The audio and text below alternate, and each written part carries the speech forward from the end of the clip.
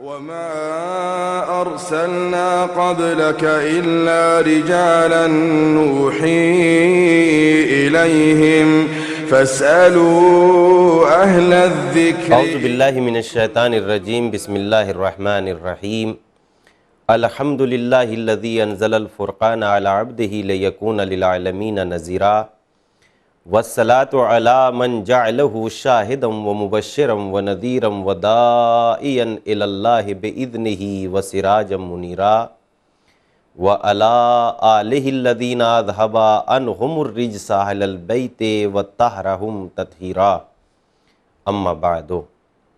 ناظرین کرام السلام علیکم۔ دینی احکام میں آپ سبھی کا استقبال ہے، جس میں ہم آپ کی خدمت میں سوال و جواب کی صورت میں احکام شریعہ بیان کرتے ہیں۔ اس سلسلے میں ہماری گفتگو احکام نجاسات کے عنوان سے ہو رہی ہے۔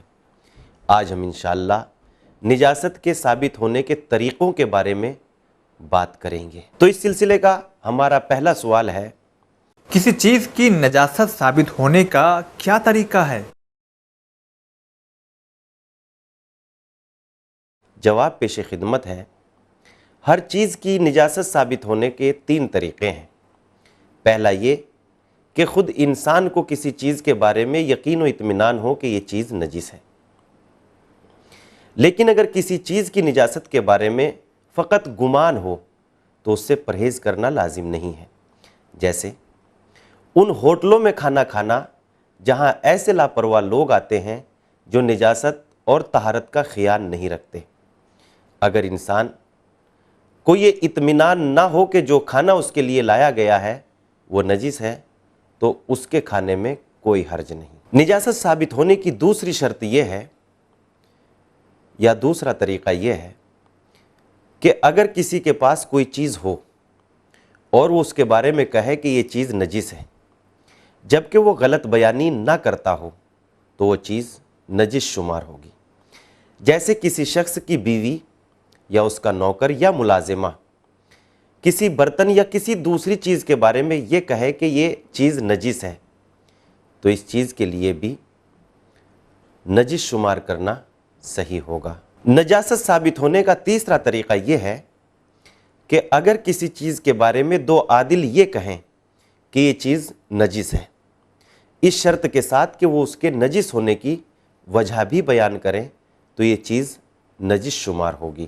دوسرا ہمارا سوال ہے، اگر کوئی شخص مسئلہ نہ جاننے کی وجہ سے کسی چیز کے پاک یا نجس ہونے کے بارے میں نہیں جانتا ہے تو ایسے شخص کو کیا کرنا چاہیے؟ جواب پیش خدمت ہے، اگر کوئی شخص مسئلہ نہ جاننے کی وجہ سے کسی چیز کے بارے میں نجاست یا طہارت کو نہیں جانتا، مثلا وہ نہیں جانتا کہ چوہے کی مینگنی پاک ہے یا نجس، تو اسے چاہیے کہ یہ مسئلہ معلوم کر لے۔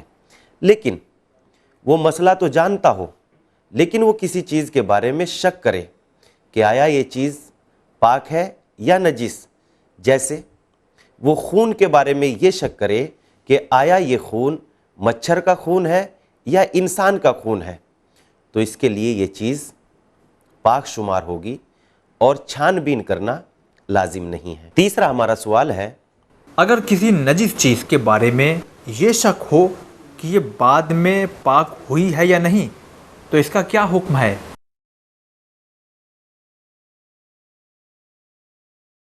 جواب پیش خدمت ہے، اگر کسی نجس چیز کے بارے میں یہ شک ہو کہ بعد میں یہ پاک ہوئی ہے یا نہیں تو یہ چیز نجس ہی سمجھی جائے گی، لیکن اگر کسی پاک چیز کے بارے میں یہ شک ہو کہ یہ بعد میں نجس ہوئی ہے یا نہیں تو وہ چیز پاک ہی سمجھی جائے گی۔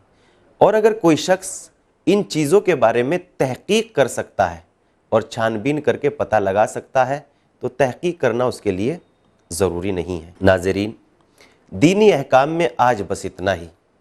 ہم چاہیں گے آپ سے اجازت، لیکن ایک حدیث معصوم کے بعد۔ حضرت علی علیہ السلام نے ارشاد فرمایا، باعزت ترین حاکم وہ ہے جس کے اوپر اس کی خواہش حکمرانی نہ کر سکے۔ اسی کے ساتھ اجازت چاہیں گے، خدا حافظ۔